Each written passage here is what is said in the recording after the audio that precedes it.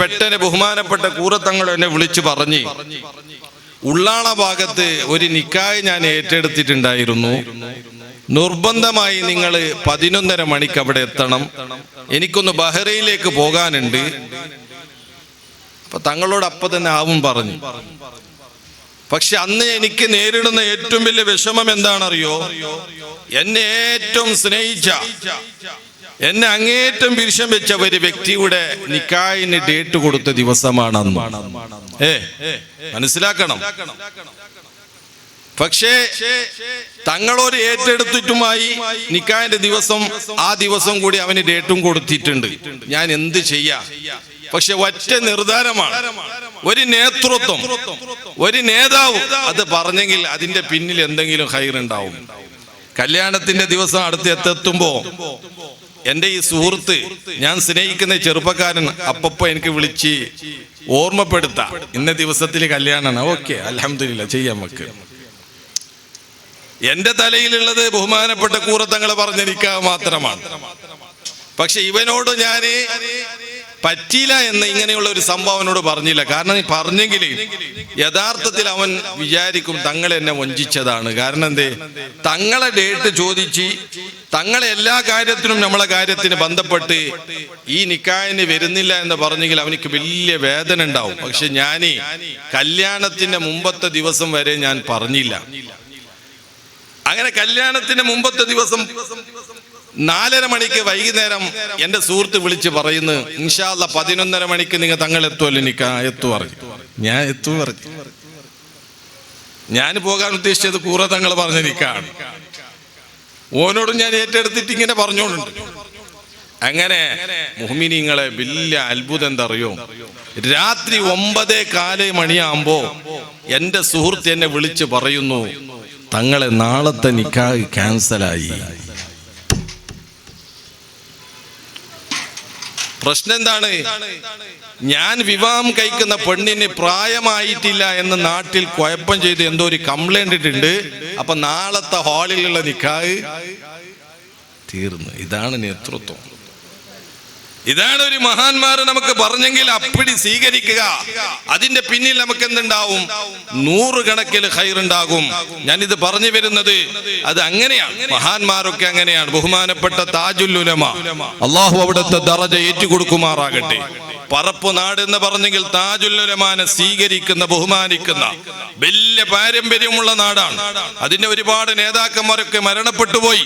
അള്ളാഹു അവരുടെ ഖബറൊക്കെ സ്വർഗ്ഗത്തോപ്പാക്കി കൊടുക്കുമാറാകട്ടെ. മഹാനായ താജുൽ ഉലമാനെ പറ്റി ബേക്കൽ ഉസ്താദ് എന്നോട് പറഞ്ഞിരുന്നു. ബഹുമാനപ്പെട്ട താജുൽ ഉലമാന്റെ അടുത്തേക്ക് മഹാനവറുകൾ വൈകുന്നേരം കേരളത്തിൽ എന്തോ വയല് പരിപാടിന്ന് പോകാൻ വേണ്ടി പുറപ്പെടുന്ന സമയത്ത് ഒരാള് വന്ന് തങ്ങളടുത്ത് വന്ന് പറഞ്ഞു, തങ്ങളെ കല്യാണം നിശ്ചയിച്ചിട്ടുണ്ട്, കയ്യില് പൈസയില്ല. കല്യാണം നിശ്ചയിച്ചിട്ടുണ്ട്, കയ്യില് പൈസയില്ല. അപ്പൊ തങ്ങളൊന്നും ഉണ്ടില്ല. തങ്ങള് പരിപാടിക്ക് ഇങ്ങനെ പുറപ്പെട്ടുകൊണ്ടിരിക്കുകയാണ്. അപ്പോഴാണ് തങ്ങള് പറഞ്ഞു, കാറിൽ കയറാ. ഈ മനുഷ്യൻ തങ്ങളെ വലിയ സ്നേഹിക്കുന്ന ആളാണ്. എവിടേക്കാണ്, എങ്ങോട്ടാണ് എന്ന് ചോദിച്ചില്ല. എങ്ങോട്ടാണ്, എങ്ങനെയാണെന്ന് ചോദിച്ചില്ല. തങ്ങൾ എന്ത് പറഞ്ഞു അതിന് തയ്യാറാണ്. അങ്ങനെ അയാൾ കാറിൽ കയറി കുമ്പള ഭാഗത്ത് മള്ളങ്കൈ എന്ന സ്ഥലത്ത്, ഇയാളെ വീട് ഉപ്പിനങ്ങാടി ഭാഗത്താണ്. മഗ്രിബ് സമയത്ത് 8-8:30 മണിയാകുമ്പോ ഇയാള് കുമ്പള ഭാഗത്ത് മള്ളങ്കൈ എന്ന സ്ഥലത്ത് ഇയാളെ പെട്ടെന്ന് ഒരു ഭാഗത്ത് ഇറക്കില്ല. ഇവിടെ ഇറങ്ങിടാണ്. അപ്പോഴും ഞാൻ ഇറങ്ങുന്നില്ല എന്ന് പറഞ്ഞില്ല. ഞാൻ ഇറങ്ങുന്നില്ല എന്ന് പറഞ്ഞില്ല. ഞാൻ ഇവിടുന്ന് ഇറങ്ങിയിട്ട് ഇനി എങ്ങോട്ട് പോവല, എന്റെ വീട് അങ്ങോട്ടല്ല എന്നുള്ള ചോദ്യം ചോദിച്ചില്ല. കാരണം താജുൽ ഉലമല്ലേ, ഇതിന്റെ പിന്നിൽ എന്തെങ്കിലും ഒരു രഹസ്യമുണ്ടാകും. അങ്ങനെ ബഹുമാനപ്പെട്ട താജുൽ ഉലമ പറയലോടുകൂടി ഇയാൾ കാറിൽ നിന്ന് ഇറങ്ങിയിട്ട് ആകപ്പാട് ബേജാറിൽ, റബ്ബേ ഞാൻ ഇനി എങ്ങോട്ടാണ് പോകുന്നത്? അങ്ങോട്ട് പോകാനും ബസ്സില്ല, ഇങ്ങോട്ടും ബസ്സില്ല. എന്നെ മൂപ്പറിയുടെ ഇറക്കി പോയി. ഇതിന്റെ രഹസ്യം എന്ത് എനിക്കറിയില്ല. താജുൽ ഉലമാൻ അങ്ങേറ്റം സ്നേഹിക്കുന്ന ആളാണ്. ആ നേതൃത്വം എപ്പോഴും എനിക്ക് വേണം. അപ്പോഴാണ് കുമ്പള ഭാഗത്തു നിന്ന് ഒരു കാറ് വരുന്നുണ്ട്. ഇയാൾ ഇങ്ങനെ ഒരു ബേജാറിലിരിക്കുന്ന രംഗം കാണുമ്പോൾ ആ കാറ് നിർത്തി ഇയാളെ കയറ്റി. കയറ്റി ചോദിച്ചു നിങ്ങെന്താ ഈടക്ക് വന്നതിന് ഈടെന്താ ഇങ്ങനെ പ്രശ്നം? അപ്പോൾ പറഞ്ഞു ഞാൻ ഇങ്ങനെ പ്രശ്നമാണ്, എൻ്റെ മോളൊരു കല്യാണത്തിൻ്റെ കാര്യത്തിൽ വലിയ ബേജാറിലുണ്ട്. അങ്ങനെ താജുലുലമൻ്റെ അടുത്ത് പോയി മൂപ്പറിങ്ങനെ കൊണ്ടുവന്നിട്ട് എന്നെ ഇറക്കി, അത്രേ ഉള്ളൂ, പിന്നെന്താ എനിക്ക് അറിയില്ല. അപ്പോഴാണ് അയാൾ പറഞ്ഞത് നിങ്ങളെ മകളെ കല്യാണത്തിൻ്റെ കാര്യം ഫുള്ള് ഞാൻ ഏറ്റെടുത്ത്. നിങ്ങളെ മകളെ കല്യാണത്തിൻ്റെ കാര്യം ഫുള്ള് ഞാൻ ഏറ്റെടുത്ത്. ഇതാണ് ഒരു നേതൃത്വം എന്നുള്ള. ആ നേതൃത്വത്തിൽ നമ്മൾ എന്താക്കാൻ പാടില്ല, അപ്പുറം ഇപ്പുറാക്കാൻ പാടില്ല. അതങ്ങനെ അയാളെന്താ അങ്ങനെ ചെല്ലി, ഇയാളെന്താ ഇങ്ങനെ ചെല്ലി, അയാളെന്താ അങ്ങനെ പറഞ്ഞ് ഇങ്ങനെ. ഒരു നേതൃത്വം എന്ന് വന്നാൽ അതിൽ പരിപൂർണമായി സ്വീകരിക്കുക. അള്ളാഹു നമുക്കൊക്കെ മഹാന്മാരുടെ പൊരുത്തവും അവരുടെ നോട്ടവും അള്ളാഹു എന്നെന്നും നമുക്ക് നിലനിർത്തി തെരുമാറാകട്ടെ. ബഹുമാനമുള്ള മുഹ്മിനീങ്ങളെ, ഞാൻ പറഞ്ഞു വരുന്നത് മഹാന്മാരായ ഔലിയാക്കന്മാരുടെ ദർബാറിൽ. കാരണം ഔലിയാക്കന്മാരെന്ന് പറഞ്ഞെങ്കിൽ അവർക്ക് ഒരു പ്രത്യേകതയാണ് അല്ലാഹു ഖുർആനിൽ പറഞ്ഞത്. അലാ ഇന്ന ഔലിയാ അല്ലാഹി ലാ ഖൗഫുൻ അലൈഹിം വലാ ഹും യഹ്സനൂൻ. അല്ലാഹുവിന്റെ മഹാന്മാർ ഔലിയാക്കന്മാർ അവർക്കതാ രണ്ട് വിശേഷതകളുണ്ട്. എന്താണ് ആ വിശേഷതകൾ അറിയോ? അവർക്ക് പേടിയില്ല, അവർക്ക് വേജാറില്ല, സങ്കടയില്ല. ഇതേ ഒരു വകുപ്പുള്ള വിഭാഗം ആൾക്കാരുണ്ട്. ആരറിയോ? പിരാന്തന്മാർ. പിരാന്തന്മാർക്ക് എന്തില്ല? മുണ്ടുന്നില്ലല്ലോ. പിരാന്തന്മാർക്ക് എന്തില്ല? പേടിയില്ല. അവർക്ക് പേടിയില്ല, അവർക്ക് ടെൻഷൻ ഇല്ല, അവർക്ക് ഒന്നുമില്ല. ഏതെങ്കിലും ഒരു പിരാന്തന്മാർ ഹാർട്ട് അറ്റാക്കായി മരിച്ച സംഭവം കേട്ടിട്ടുണ്ടാ? അല്ല ഏതെങ്കിലും ഒരു പിരാന്തിന് ഷുഗർ ഉണ്ട് എന്ന് ആരെങ്കിലും കേട്ടിട്ടുണ്ടാ? അല്ല ഏതെങ്കിലും ഒരു പിരാന്തിന് പ്രഷർ കൂടുന്നുണ്ട്, ബിപിന്റെ മാത്രം എല്ലാ ദിവസവും കഴിക്കുന്നുണ്ട് എന്ന് ആരെങ്കിലും കേട്ടിട്ടുണ്ടാ? എന്തേ? അവർക്ക് അങ്ങനെയുള്ള ഒരു കാര്യമില്ല. പക്ഷേ അപ്പൊ നമ്മ എന്താക്ക, ഒലിയാവാ അല്ലെങ്കിൽ പിരാന്തനാവാ. പിരാന്തനാവാൻ തയ്യാറില്ല, ഒലിയാവാന് നമ്മൾക്ക് തയ്യാറാണ്. അള്ളാഹു ആ കൂട്ടത്തിൽ നമ്മളൊക്കെ പെടുത്തി തെരുമാറാകട്ടെ. കാരണം പിരാന്തന്മാർ എന്ന് പറഞ്ഞവരെ ഇൻസൾട്ട് ആക്കാനും പാടില്ല. കാരണം മഹ്ശറയിൽ അവർക്ക് ഉന്നത സ്ഥാനം കൊടുത്തിട്ടുണ്ട്. എന്താ? ഫഅമ്മാമൻ ഊതിയ കിതാബഹു ബിയമീനിഹി ഫസൗഫ യുഹാസബു ഹിസാബൻ യസീറാ. പിരാന്തന്മാരെന്ന് പറഞ്ഞെങ്കിൽ അവരുടെ വിചാരണ അല്ലാഹു യസീറാണ്, എളുപ്പമാണ്. നമ്മൾ അങ്ങനെയല്ല. നമുക്ക് 65, 75, 80 വയസ്സ് വന്നു. പക്ഷേ യജമാനനായ റബ്ബിന്റെ കോടതിയിൽ നമ്മുടെ എല്ലാ അറക്കാത്ത സകനാത്തുകള് റബ്ബിന്റെ മുമ്പിൽ വെളിപ്പെടുത്തുമല്ലോ. മിനിങ്ങളെ, ഒരു 2 വയസ്സിന്റെ കുഞ്ഞിനെ കാണുമ്പോ തെറ്റ് ചെയ്യാൻ ഞങ്ങൾ മടിച്ചുപോയി. പക്ഷേ യജമാനനായ റബ്ബിന്റെ കോടതിയിൽ മോനെ ഗീബത്ത് വായി കൊണ്ട് പറഞ്ഞത് മാത്രമല്ല, കൈ കൊണ്ട് പറഞ്ഞതും അതുപോലെ തന്നെ കണ്ണുകൊണ്ട് ഇശാറത്ത് ചെയ്തതും മൂക്കുകൊണ്ട് മണത്തതൊക്കെ ആ കിതാബിൽ രേഖപ്പെടുത്തി പോയി. അല്ലാഹു ഖുർആനിൽ പറഞ്ഞതല്ലേ, ലാ യുഗാദിറു സഗീറതൻ വലാ കബീറതൻ ഇല്ലാ അഹ്സാ. മിനിങ്ങളെ, നമ്മുടെ ജീവിതം ഒന്ന് ചിന്തിക്കണം. നമ്മളെക്കാൾ ചെറിയ പ്രായമുള്ള ഒരാൾ മരണപ്പെട്ടാൽ നമ്മളതാ മരണം കൊണ്ട് ടെൻഷൻ ചെയ്യേണ്ടത് എന്താണറിയോ?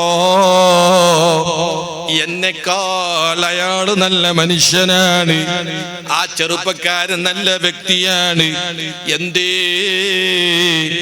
എനിക്ക് 60, 65 വയസ്സ് പ്രായം അല്ലാഹു തന്നോ, അവനതാ 30, 20, 25 വയസ്സിലാണ് മരിച്ചത്. പക്ഷേ യജമാനനായ റബ്ബിന്റെ കോടതിയിലെത്തിയാൽ യാ അല്ലാഹ്, അവന്റെ കിതാബ് ചുരുക്കമല്ലേ, അവന്റെ വിചാരണ ചുരുക്കമല്ലേ. റബ്ബിലേക്ക് അർപ്പിക്കേണ്ടത് ചുരുക്കമല്ലേ? ഈ 70 വയസ്സ് ജീവിച്ച ഞാൻ എന്റെ കിതാബ് എത്ര വലുതോ. മുഅ്മിനീങ്ങളെ, അതുകൊണ്ടാണ് ഞാൻ പറഞ്ഞു വരുന്നത്, പിരാന്തന്മാർ എന്ന് പറഞ്ഞെങ്കിൽ അവർക്ക് ആഖിറത്തിൽ ഒരു പ്രത്യേകതയുണ്ട്. എന്താണ് അവരുടെ പ്രത്യേകത അറിയോ? അവരെ വിചാരണ എളുപ്പമാണ്. ആ ഭാഗം ഇരിക്കട്ടെ. ഞാൻ പറഞ്ഞു വരുന്നത് മഹാന്മാരായ ഔലിയാക്കന്മാർ എന്ന് പറഞ്ഞെങ്കിൽ അവർക്ക് ഈ ലോകത്തിന്റെ ടെൻഷൻ ഇല്ല. ഔലിയാക്കന്മാർ ബിപിയുടെ മാത്ര കുടിക്കലില്ല, അവർക്ക് പ്രഷർ ഇല്ല, അവർക്ക് തലവേദന ഇല്ല, അവർക്ക് കൊളസ്ട്രോൾ ഇല്ല. ഈ മഹാനവറുകളെ ജീവിതകാലത്ത് കണ്ട മുഅ്മിനീങ്ങളെ വ്യക്തികളെ ഞാൻ പണ്ട് കണ്ടിരുന്നു. പലരും പറഞ്ഞിരുന്നു അങ്ങനെയുള്ള ഒരു വ്യക്തിയാണ്. മയമൂപ്പർക്ക് പ്രശ്നമില്ല, വെയില് മൂപ്പർക്ക് പ്രശ്നമില്ല. നമുക്കൊരു സ്ഥലത്ത് നടക്കണമെങ്കിൽ അല്ലാ മഴ ഉണ്ടെങ്കിൽ നടക്കാൻ പറ്റുന്നില്ല, വെയിലുണ്ടെങ്കിൽ നടക്കാൻ പറ്റുന്നില്ല. ഈ മഹാന്മാർ അങ്ങനെയല്ല. അവരൊക്കെ ഈ ലോകത്ത് ജീവിക്കുന്ന സമയത്ത് യജമാനനായ റബ്ബിന്റെ ചിന്തയാണ്, റബ്ബിന്റെ ഓർമ്മയാണ്. മുഅ്മിനീങ്ങളെ, അല്ലാഹു നമ്മളൊക്കെ നല്ല നല്ല മഹാന്മാരെ സ്നേഹിക്കാൻ അല്ലാഹു നമുക്ക് തൗഫീക്ക് നൽകുമാറാകട്ടെ. മുഅ്മിനീങ്ങളെ, മനസ്സിലാക്കണം, ഔലിയാക്കന്മാർ എന്ന് പറഞ്ഞെങ്കിൽ പല വിധത്തിലുണ്ട്. കാണുമ്പോൾ നമുക്ക് പല വിധത്തിൽ കാണാം. പക്ഷേ കാണുന്ന എല്ലാം കൊണ്ട് എതിർക്കാനോ അവരെ പറ്റി ആക്ഷേപം പറയാനോ നമ്മൾ പാടില്ല. എന്തേ അറിയോ? അവർക്ക് വിലായത്തിന്റെ അധികാരം കിട്ടിയാൽ നമ്മളെ കാഴ്ചയിൽ പല നിലക്ക് അവർ കാണും.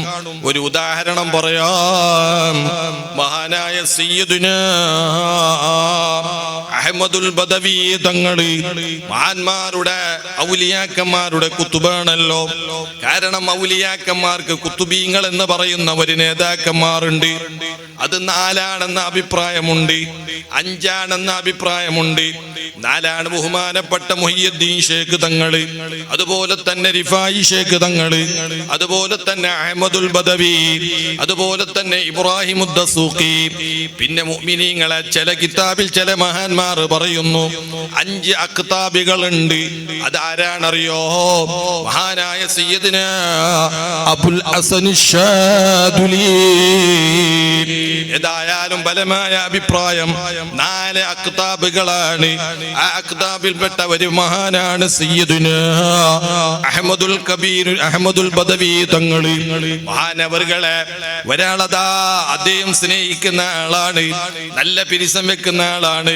അദ്ദേഹത്തിനെ പറ്റി ഒരു സംശയമില്ല, എന്തെങ്കിലും ഒരു തെറ്റിദ്ധാരണയില്ല. പിന്നെന്താണ് അറിയോ? മൂപ്പിളടുത്ത് പോയി ഒരു ക്വസ്റ്റ്യൻ ഇട്ട് അഹ്മദുൽ ബദവി തങ്ങളടുത്ത്, എന്തേ നിങ്ങള് ഒരു വക്ത് മാത്രം ഇമാ ജമാഅത്തിന് അവിടെ കാണുന്നത്, ബാക്കി സമയത്ത് നിങ്ങളെ കാണാനില്ലല്ലേ? ചിന്തിക്കണം. ഒരു വക്ത് ഇമാം ജമാഅത്തിന് മാത്രമാണ് നിങ്ങളെ കാണുന്നത്, ബാക്കി സമയത്ത് നിങ്ങളെ കാണാനില്ലല്ലേ? അപ്പോഴാണ് അഹമ്മദ് ഔലിയാക്കന്മാർ അങ്ങനെ പല തരത്തിലുണ്ടാവും. മൂപ്പർ ഒരു ചവിട്ടി ചോദിച്ച ആൾക്ക് അഹ്മദുൽ ബദവി തങ്ങളുടെ മനാഖിബില് കാണാം. അങ്ങനെ ഒരു ചവിട്ടിയ ചോട്ടിൽ അപ്പുറത്ത് അടുത്ത് തിരിച്ചതുണ്ട്. ഇയാൾ ഏതോ ഒരു ഭാഗത്തേക്ക് തെറിച്ചി. അതങ്ങനെയാണ്. ബഹുമാനപ്പെട്ട താജുൽ ഉലമനെ കണ്ടില്ലേ? താജുൽ ഉലമാന്റെ തല്ല് തിന്നാത്ത മുഹിബ്ബീങ്ങൾ ആരുമില്ല. താജുൽ ഉലമ അങ്ങനെയാണ്. സാധാ തങ്ങ മുട്ട് തച്ചെങ്കില് പിന്നെ എന്നെ നോക്കാല്ലേ തിരിച്ചിട്ട്, അത് കറാമത്താ.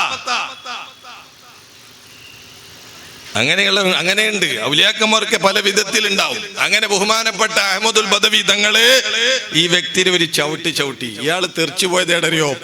ഏതോ ഒരു പോയിന്റ് ഭാഗത്ത് പോയിട്ട് ഇങ്ങനെ വെപ്രാളത്തിലിരിക്ക, ആരുമില്ല.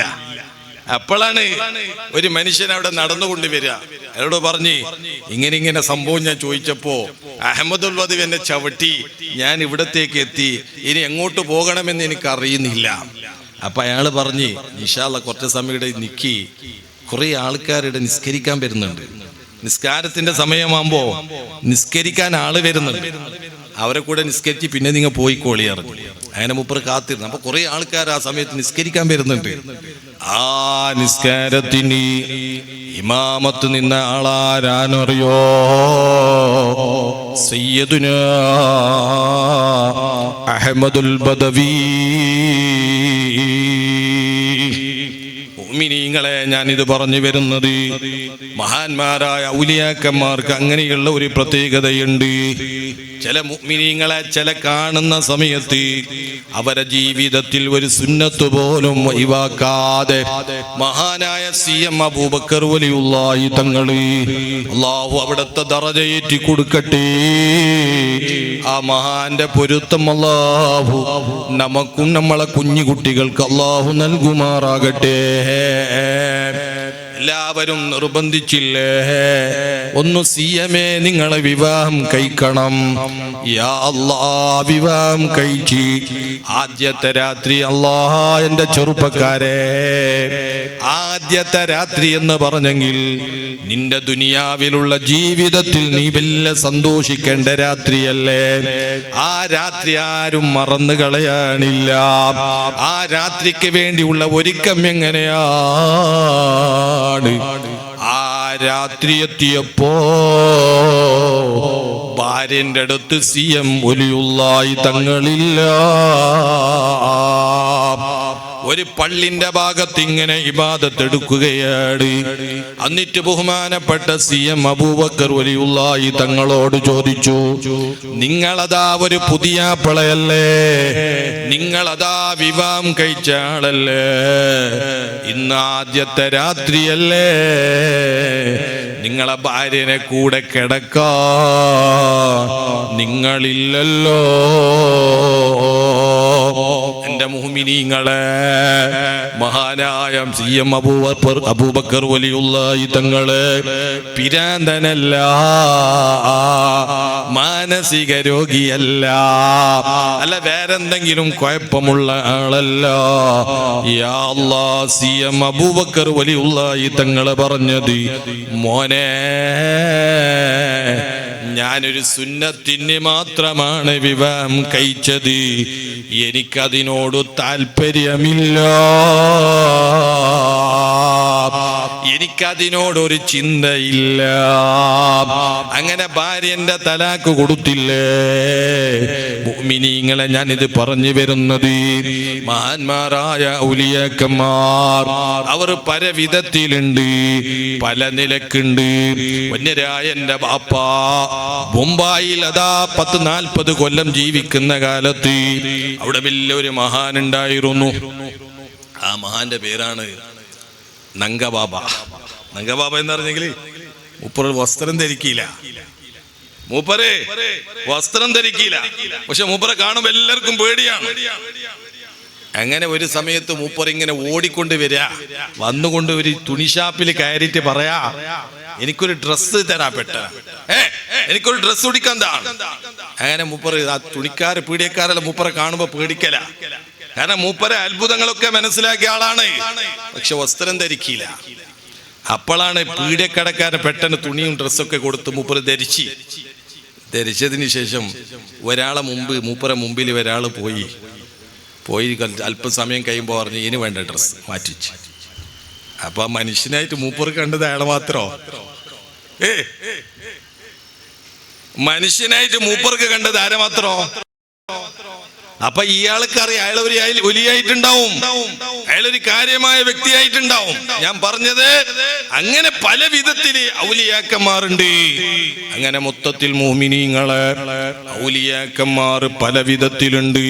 അൽഹംദുലില്ലാഹ്, നമ്മളെ നാട്ടിൽ അന്ത്യവിശ്രമം കൊള്ളുന്ന മഹാനായ വലിയുള്ളാഹ് ജീവിത ചരിത്രങ്ങളൊക്കെ പഠിച്ചവരും കണ്ടവരും മനസ്സിലാക്കിയവരുമാണ് നമ്മുടെ ഉപ്പാപ്പന്മാർ, പ്രായമുള്ളവർ.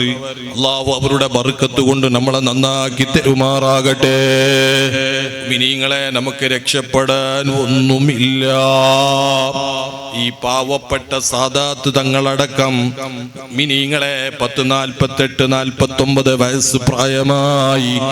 യാ അല്ലാഹ്, ഞാൻ കുറെ നിസ്കരിച്ചു എന്ന് പറയാം, കുറെ നോമ്പ് നോക്കി എന്ന് പറയാം. പക്ഷേ അല്ലാഹു പൊരുത്തപ്പെട്ട നിലക്ക്, അല്ലാഹു സ്വീകരിക്കുന്ന നിലക്കുള്ള ഒരു വക്ത് നിസ്കാരം എൻ്റെ ജീവിതത്തിൽ വന്നുപോയിട്ടുണ്ടോ എന്ന് പറയാൻ ധൈര്യമില്ല. ആ നിലക്ക് ജീവിക്കുന്ന ചണ്ടി ചവറുകള് അല്ലാ, പ്രഭാത സമയമായാൽ രാത്രിയുടെ ഇടയിൽ നമ്മളെ തെറ്റുകളെ തരാ, നമ്മളെ കളവുകളെ തരാ, നമ്മളെ നോട്ടങ്ങളെ തരാ, നമ്മളെ ഹറാമുകളെ തരാ.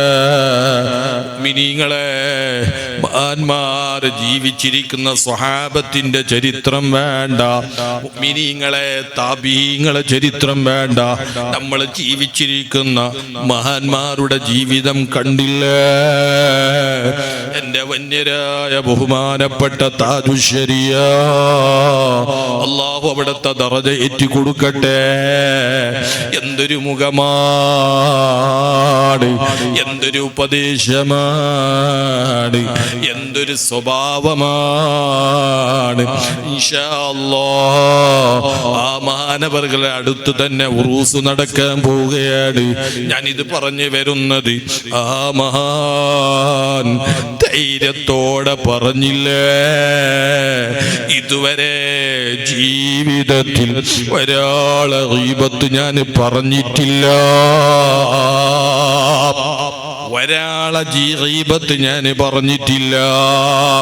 മുഅ്മിനീങ്ങളെ, നമുക്ക് പറയാൻ ധൈര്യമുണ്ടോ? നമുക്ക് പറയാൻ ധൈര്യമുണ്ടോ? ഇന്ന് പ്രഭാതം മുതൽ തന്നെ ഞാൻ എത്ര ഗീബത്ത് പറഞ്ഞവനാണ്, ഞാൻ എത്ര തെറ്റ് ചെയ്തവനാണ്, ഞാൻ എത്ര ഹറാമ് കണ്ടവനാണ്. മോനെ, ഞാൻ എൻ്റെ വാക്ക് നിർത്തുകയാണ്. നമുക്ക് രക്ഷപ്പെടാനുള്ളത് മഹാനായ സയ്യിദുനാ അനസ് ഇബ്നു മാലിക് റളിയല്ലാഹു അൻഹു ഹബീബായ നബി തങ്ങളെ ഖിദ്മത്ത് എടുത്തു, റസൂലുള്ളാഹി തങ്ങളെ ഖിദ്മത്ത് എടുത്തു. 10 വർഷത്തോളം ഖിദ്മത്ത് എടുത്ത് അനസ് ഇബ്നു മാലിക് റളിയല്ലാഹു അൻഹു പറയുന്നു, ഈ 10 വർഷത്തിന്റെ ഇടയിൽ എന്നെ സന്തോഷിപ്പിച്ച ഒരു വാക്കുണ്ട്. എന്താണറിയോ? അൽ മർഹൂമ മൻ അബാ. മോനെ, നീ ആരെ സ്നേഹിക്കുന്നുണ്ട്, നീ ആരെ ഇഷ്ടപ്പെടുന്നുണ്ട്, അവനെ കൂടെയാണ് നീ സ്വർഗത്തിൽ എന്ന് മുത്തു റസൂലുള്ളാഹി തങ്ങളെ പറഞ്ഞത് ഞാൻ എൻ്റെ ജീവിതത്തിൽ ഏറ്റവും സന്തോഷിക്കുന്ന വാക്കാണ്. മുഅ്മിനീങ്ങളെ, എന്നതുപോലെ നമുക്കിവിടെ പറയാമല്ലോ, മഹാനായ പറപ്പു വലിയുള്ളാഹി തങ്ങളെ ഉറൂസ് നടത്തുമ്പോ ആ മഹാന്റെ കാളിന്റെ അടിയിൽ വന്നവനാണ്, മജ്‌ലിസിൽ ഇരുന്നവനാണ്, അവിടെ നടക്കുന്ന നല്ല കാര്യത്തിന് ഞാൻ സഹകരിച്ചവനാണ്. ഒന്ന് പറഞ്ഞ് റബ്ബിന്റെ മുമ്പിൽ നമുക്ക് അവരെ കൂടെ ഒന്ന് രക്ഷപ്പെടാമല്ലോ. അല്ലാഹു നമുക്ക് ഭാഗ്യം നൽകട്ടെ, അല്ലാഹു നമുക്ക് തൗഫീഖ് നൽകുമാറാകട്ടെ. മുഅ്മിനീങ്ങളെ, മഹാന്മാരായ ഔലിയാക്കന്മാർ, അവരുടെ പൊരുത്തവും അവരുടെ നിയന്ത്രണം നമുക്കതറിയില്ല. നമ്മൾ വിചാരിക്കാതെ നിലക്കാണ് ഇവിടൊക്കെ നടക്കുന്നത്. മുഅ്മിനീങ്ങളെ, 2-3 ദിവസം മുമ്പ് ഒരാളെ എന്നോട് വിളിച്ചു പറഞ്ഞു, തങ്ങളെ, നിങ്ങളെ പറപ്പൂറൂസിന് നിങ്ങളെ വിളിച്ചിട്ടില്ലേ? മുഅ്മിനീങ്ങളെ, ഞാൻ അയാളോട് മറുപടി പറഞ്ഞത് ഇതേ ജമാഅത്തിൽപ്പെട്ട ആളാണ്. ഞാൻ പറഞ്ഞു, ഞാനൊരു സലാത്തിന് അവിടെ അടുത്തു പോയിരുന്നു, അതുകൊണ്ട് ഇനി പെട്ടെന്ന് പോകണ്ട എന്ന നിലക്കായിരിക്കും. പിന്നെ ഞാൻ അയാളോട് പറഞ്ഞു, ഇതാ എല്ലാത്തിനും അവിടെ നിയന്ത്രിക്കുന്ന മഹാനില്ലേ, അവിടെ ആര് വരണം, അവിടെ ആര് പ്രസംഗിക്കണം, അവിടെ ആര് ദ്വാരിക്കണം, അവിടെ ആര് നേതൃത്വം വഹിക്കണം, അതിന് ആത്മീയമായ നിലക്ക് നിയന്ത്രിക്കുന്ന മഹാനില്ലേ, ആ മഹാനെ വിളിക്കാതെ നമുക്ക് പോകാൻ പറ്റിയില്ല. ഈ വാക്ക് പറഞ്ഞിട്ട് 3 ദിവസമേ ആയിട്ടുള്ളൂ. ഇന്ന് രാവിലെ എനിക്ക് ഫോന് വിളിച്ച് തങ്ങള് പറയുമ്പോ ഞാൻ ഇങ്ങനെ ചിന്തിച്ചു പോയി, അത്ഭുതപ്പെട്ടു പോയി. അല്ലാ, ഈ മഹാൻ എന്നെ ഒന്നും അംഗീകരിച്ചല്ലോ, എന്നെ അവിടത്തേക്ക് ക്ഷണിച്ചല്ലോ. പോരാ മുഅ്മിനീങ്ങളെ, മഹാന്മാരായ ഔലിയാക്കന്മാരെ ദർബാറിൽ ഒന്ന് സിയാറത്ത് ചെയ്യാൻ. കാരണം എനിക്ക് വലിയ ബന്ധമുള്ള മഹാനാണ്. എല്ലാ സമയത്തും ഒരു ദിവസത്തിൽ 2 തവണവും 3 തവണയൊക്കെ ഈ വഴിയിൽ കൂടി യാത്ര ചെയ്യുമ്പോ ഞാൻ ഇവിടെ സലാം പറയാനുണ്ട്, ഈ മഹാന്റെ പേരിൽ ഒരു ഫാത്തിഹ ഓതാനുണ്ട്. അതിന്റെ ബർക്കത്താണ് എനിക്ക് കിട്ടിയത്. എന്താണറിയോ, ഈ മഹാന്റെ ദർഗാ കട്ടണം നടക്കുമ്പോൾ അതിന്റെ കുറ്റിയടിക്കാനുള്ള ഭാഗ്യം അല്ല തന്നത്. ആ ഒരു ബന്ധമാണ് ഞാൻ മനസ്സിലാക്കുന്നത്.